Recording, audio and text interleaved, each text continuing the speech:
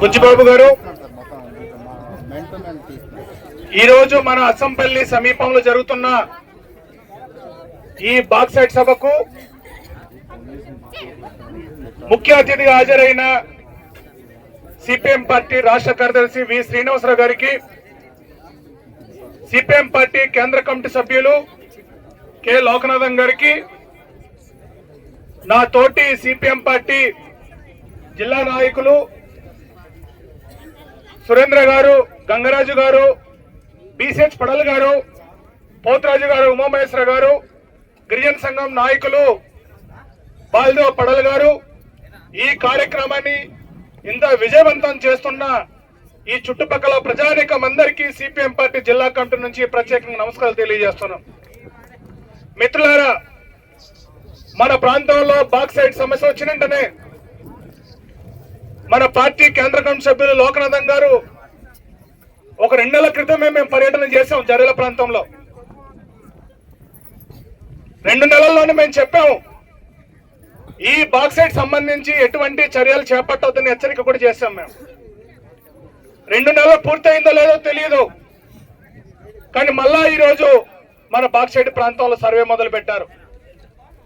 ఈ సర్వే అక్రమ సర్వే అని నేను చెప్తున్నాను. కానీ అక్రమ సర్వేకి అనుమతించింది ఎవరనేది ప్రధానమైన సమస్య. మనం అడ్డుకోవడం, తరిమి కొట్టడం మన బాధ్యత. రోజు ఇదే పని మనకు. కంటి మీద కొనుక్కు లేకుండా ఏ రోజు ఎటు పక్క నుంచి ఏ దోపిడి దొంగలు వస్తున్నారని చెప్పి ఎదురు చూడాల్సిన పరిస్థితి వస్తుంది ఈరోజు మనం. ఇటువంటి నేపథ్యంలో ఈ జర్రెల ప్రాంతం మొత్తం అల్లూరు జిల్లాలో 750 చదరపు కిలోమీటర్ పరిధి అడవి ప్రాంతంలో ఈరోజు బాక్సైట్ సర్వే చేయాలని చెప్పి ప్రభుత్వం గెజిట్ నోటిఫికేషన్ ఇచ్చింది. ఈ 750 చదరపు కిలోమీటర్లో అటవీ ప్రాంతంలో పోడు పట్ట ఇవ్వమంటేనే నానా ఆంక్షలు పెట్టే ఈ అటవీ శాఖ కార్పొరేట్ కంపెనీలకి, ప్రైవేట్ కంపెనీలకి 1450 కిలోమీటర్ చదరపు అడుగుల్లో సర్వే చేయమని అనుమతి ఎందుకు ఇచ్చింది? దీని వెనకాల ఎవరున్నారు? నేనేమంటానంటే పవన్ కళ్యాణ్ అంటున్నాను నేను. చెప్పు, ఎందుకు నేను పవన్ కళ్యాణ్? ఈ రోజు ఈ రాష్ట్రంలో అటవీ శాఖ మంత్రి ఎవరు? మీటింగ్ జరుగుతుంది. మన రాష్ట్ర ఉప ముఖ్యమంత్రి గారు పవన్ కళ్యాణ్ గారు. ఈ పవన్ కళ్యాణ్ గారు మోడీ గారు ఏం చెప్తే ఆ పని చేస్తాడు తప్ప గిరిజనులకు ఏం కావాలని చేయట్లేదు. ఇది చాలా దారుణమైన విషయం. అందుకే పవన్ కళ్యాణ్ గారికి తెలిసి సర్వే జరుగుతుందా, తెలియక సర్వే జరుగుతుందా? ఈ రోజు రాష్ట్ర ఉప ముఖ్యమంత్రి పవన్ కళ్యాణ్ గారు స్పష్టమైన ప్రకటన చేయాలని చెప్పి సందర్భంగా ఇక్కడ హెచ్చరిక జారీ చేస్తున్నాం. అంతేకాదు, ఈ రోజు మన అల్లూరు జిల్లాలో మొత్తం 6 బ్లాక్లో సర్వేకి అనుమతించారు. జీమాడుగు మండలం అనుమతించారు, చింతపల్లి అనుమతించారు, ఇక్కడ జీకే మీద అనుమతించారు. కొయ్యూరు ప్రాంతంలో బాక్సైట్ ఉంది, అక్కడ కూడా సర్వే చేయమన్నారు. పోలవరం పక్కన జిల్లాలో వైరామవరంలో కూడా సర్వే చేయమన్నారు. ఇంత సుదూరమైన అటవీ ప్రాంతంలో ఈరోజు దొంగలు పడి ఆదివాసుల సంపద దోచుకుపోతుంటే చూస్తూ ఊరుకోవడానికి ఇక్కడ మన బానిసలు కాదు, ఈ అడవి మాది, ఇక్కడ వస్తే సర్వే కొడతామని చెప్పి సందర్భంగా హెచ్చరిక జారీ చేయాల్సిన అవసరం ఉంది. అందుకే పవన్ కళ్యాణ్ గారు నిజంగా మీకు చిత్తశుద్ధి ఉంటే మీ అటవీ శాఖ ఇచ్చిన అనుమతిని వెంటనే రద్దు చేయమని చెప్పి ఈ సందర్భంగా మేము డిమాండ్ చేస్తున్నాం.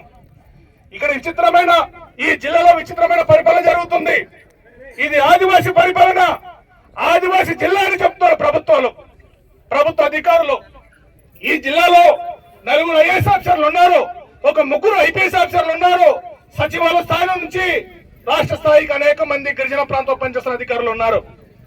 ఏ ఒక్క అధికారికి ఫిర్యాదు చేసినా సర్వేకి మేము అనుమతి ఇవ్వలేదండి, మాకు తెలియదు అంటున్నారు. అంటే ఈ గిరిజన జిల్లాలో ఎక్కడో ఢిల్లీ నుంచి వచ్చి దోపిడి దొంగలు వచ్చి ఇక్కడ సర్వే చేస్తుంటే అధికారులు తెలియదని సమాధానం చెప్తున్నారంటే అసలు ఇక్కడ పరిపాలన ఉందా లేదని చెప్పి ఈ రోజు ప్రభుత్వం మేము ప్రశ్నించుకున్నాం.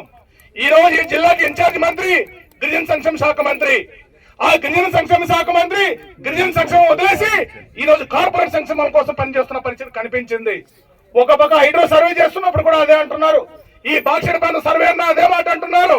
అసలు ఆదివాసీ ప్రాంతాల్లో ఆదివాసుల కోసం మీరు ఉన్నారా లేదని చెప్పి ఈ రోజు కూటమి పార్టీ నాయకులు కూడా వాళ్ళ మంత్రిని, వాళ్ళ ప్రభుత్వం నిలదీయాలని చెప్పి సందర్భంగా విజ్ఞప్తి చేస్తున్నాం. ఇది ఎంత ఘోరం అండి? 2024 బడ్జెట్ సమావేశంలో ఈ బాక్సైడ్ మైనింగ్ సర్వే చేయాలని చెప్పి పార్లమెంట్ లో నిర్మలా సీతారామన్ గారు బిల్లు పెడితే ఆ పార్లమెంట్ లో ఉన్న వైసీపీ ఎంపీలు, టీడీపీ ఎంపీలు, జనసేన ఎంపీలు, బీజేపీ ఎంపీలు అక్కడ మద్దతు ఇస్తారా? ఇక్కడ వచ్చి వ్యతిరేకిస్తారా? అక్కడ మద్దతు ఇస్తారు పార్లమెంట్ లో, ఇక్కడ వ్యతిరేకిస్తారు. అధికారం ఉన్నప్పుడు ఒక మాట, అధికారం లేనప్పుడు మరో మాట. గతంలో బాక్సైడ్ కి వ్యతిరేకంగా తెలుగుదేశం వాళ్ళు పోట్లాడారు. నేను పార్టీ కోసం ఇక్కడ విమర్శించట్లేదు, జరిగింది చెప్తున్నాను. నేను అధికారంలో ఉన్నప్పుడు వైసీపీలు పోట్లాడతారు, వైసీపీ అధికారం తెలుగుదేశం పోట్లాడతారు, తెలుగు అధికారులు వైసీపీ వ్యతిరేకిస్తారు.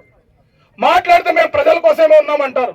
మరి ప్రజల కోసం ఉన్న మనుషులు ఈరోజు ఆదివాసీ ప్రాంతం అక్రమంగా ఎందుకు కట్టబెడుతున్నారు? ఈరోజు ఆదివాసులకు ఇచ్చిన ఒక్క హామీ అమలు చేయట్లేదు. మీ అందరికీ తెలుసు 100% రిజర్వేషన్ ఆదివాసులకు ఇస్తామని చెప్పి ఇప్పుడే మా పార్టీ రాష్ట్ర కార్యదర్శి గారు ముఖ్యమంత్రి గారి మాటను ప్రస్తావించారు. ఈ రోజు రాష్ట్రంలో కూటమి ప్రభుత్వం ఇచ్చిన హామీలన్నీ సూపర్ 6 హామీ ఇచ్చి సూపర్ 6 అమలు చేస్తుంది. దానికి మేము వ్యతిరేకం కాదు. మరోపక్క కార్పొరేట్ కంపెనీలకి మేము అధికారం ఇస్తే కొండలని అమ్మేస్తామని చెప్పి ఆ హామీ కూడా అమలు చేస్తుంది, కార్పొరేట్ హామీలు అమలు చేస్తుంది. కానీ ఆదివాసులకు ఇచ్చిన 100% రిజర్వేషన్ సంబంధించిన హామీ మాత్రం అమలు చేయట్లేదు. హామీ చిన్నలైందండి. 880 రోజులైంది హామీ ఇచ్చి. 880 రోజుల్లో ఆదివాసీ గిరిజన సంఘం మేధావులు ప్రజలు పెద్ద ఎత్తున ఉద్యమాలు చేస్తే ఒక ఎక్స్పర్ట్ కమిటీ వేశారు. ఎక్స్పర్ట్ కమిటీ కూడా నివేదించింది.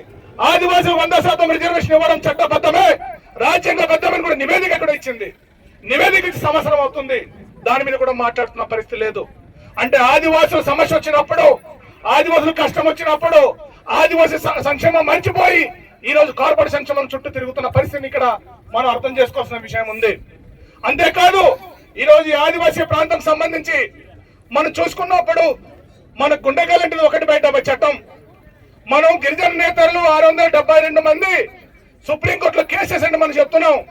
ఈ 672 మందిలో సుప్రీంకోర్టులో కేసు వేయించిందంతా, 1672 మంది కేసు వేయించిందంతా కార్పొరేట్ కంపెనీలు వేయించారు. అదాని, అంబానీ లాంటి కార్పొరేట్ కంపెనీలు వాళ్ళందరినీ పిలిపించి మీరు కేసు వేయించండి, మేము సుప్రీంకోర్టులో కొట్టించేస్తాం, మీకు మాకు అడవులు పంచుకుందామని చెప్పి మొదలు పెట్టారు. ఇప్పుడు ఈరోజు కార్పొరేట్ కంపెనీలు ఈరోజు పార్లమెంట్ లోను వాళ్ళకి అనుకూలంగా నిర్ణయం చేసుకుంటున్నారు. ఇది సుప్రీంకోర్టులో కూడా అనుకూలంగా నిర్ణయం చేసుకుంటున్నారు. 2023లో కేసు సుప్రీంకోర్టు ఫైల్ అయితే గత ప్రభుత్వం గాని ఈ ప్రభుత్వం గాని దాదాపు 3 సంవత్సరాలు అవుతుంది కేసు ఫైల్ అయ్యి. ఈ రెండు ప్రభుత్వం కనీసం కౌంటర్ అఫిడవిట్ కూడా దాఖలు చేయలేదు, కనీసం పిటిషన్ కూడా దాఖలు చేయలేదు. అంటే వీళ్ళకి గిరిజన చట్టాల మీద, గిరిజన హక్కుల మీద ఇంత చిత్తశుద్ధి ఉందో ఇక్కడ చాలా స్పష్టంగా మనకు అర్థమవుతుంది. ఈ రోజు అటవీ ప్రాంతంలో ఉన్న సహజ వనరులన్నింటినీ కూడా కొల్లగడ్డల కుట్రపూరితమైన చర్యల భాగంగానే ఈ రోజు 1/70 చట్టాన్ని రద్దు చేయాలని చెప్పి కుట్రపూరితం ప్రయత్నం చేస్తున్నారు. ఈ కుట్రని తిప్పికొడితేనే మనం బాక్సైట్ ని అడ్డుకోగలం. మన 107 చట్టాన్ని కానీ నిర్వీర్యం చేస్తే, మనం 1/70 చట్టం కానీ రద్దు చేస్తే ఇక్కడ బాక్సైట్ పెద్ద సమస్య కాదు, తవ్వుకి వెళ్ళిపోతారు. మనం ఎంతమంది నిలబడినా తవ్వుకి వెళ్ళిపోతారు. మనకు రాజ్యాంగ ప్రకారంగా, చట్ట ప్రకారంగా ఉంది కాబట్టి మనం మాట్లాడుతున్నాం. మీ అందరికి తెలుసు మణిపూర్ అంటే ఒక గిరిజన రాష్ట్రం ఉంది. ఆ గిరిజన రాష్ట్రం కొండ మీద ఆదివాసులు ఉంటే చాలా 20 ఖనిజాలు ఉన్నాయి. ఆ ఖనిజాల మీద అదాని కన్నుపడింది. ఆ ఖనిజాలు తవ్వుకోవడం కోసం అక్కడ మణిపూర్ లో ఆదివాసులు చుట్టుపక్క మొత్తం గొడవలు పెట్టించి ఆ ప్రాంతం మొత్తం ఆక్రమించారు. జమ్మూ కాశ్మీర్ ప్రాంతంలో మీ అందరికి తెలుసు, అక్కడ ఆదివాసులు ఆ భూమి మీద వాళ్ళకి హక్కు ఉంది. 370 ఆర్టికల్ అంటారు దాన్ని. ఆ ఆర్టికల్ రద్దు చేసిన మనం 170 ఇక్కడ ఎలాగో 370 ఆర్టికల్ అలాంటిది అక్కడ. ఇప్పుడు దాన్ని రద్దు చేసి ఆ ప్రాంతం మొత్తం కార్పొరేట్ కంపెనీలతో ఆక్రమించేశారు. ఇప్పుడు మన ప్రాంతం మిగిలింది. ఈ ఆంధ్ర తెలంగాణ ప్రాంతంలోనూ 170 ఉంది. కాబట్టి 170ని మనం రద్దు చేయిస్తే ఈ ప్రాంతంలో మొత్తం సహజ వనరులు కొల్లగొట్టవచ్చు, ఆదివాసులందరూ ఏరేవచ్చు అని చెప్పి ప్రభుత్వం పగటి కళ్ళ కంటుంది. కానీ ఇటువంటి వారందరినీ మనం తరిమి కొట్టాల్సిన సమయం ఆసన్నమైంది. కాబట్టి రాజకీయాలకు అతీతంగా అన్ని పార్టీలు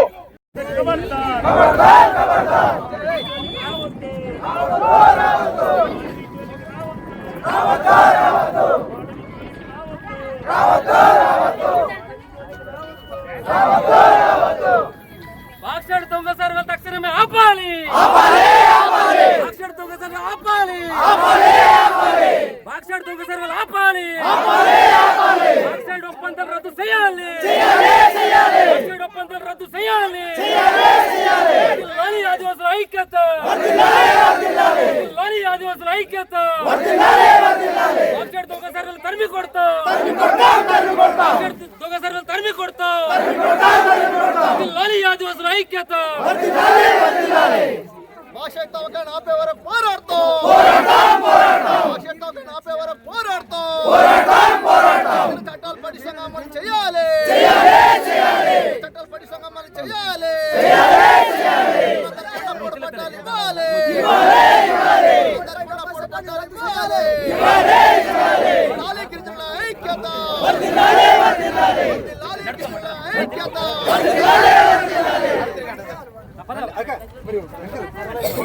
బాక్సైట్ ఒప్పందాలు పూర్తిగా రద్దు చేయాలి. బాక్సైట్ ఒప్పందాలు పూర్తిగా రద్దు చేయాలి. బాక్సైట్ రహస్య సర్వేపై ప్రభుత్వం సమాధానం చెప్పాలి. బాక్సైట్ రహస్య ఒప్పందాలపై ప్రభుత్వం సమాధానం చెప్పాలి.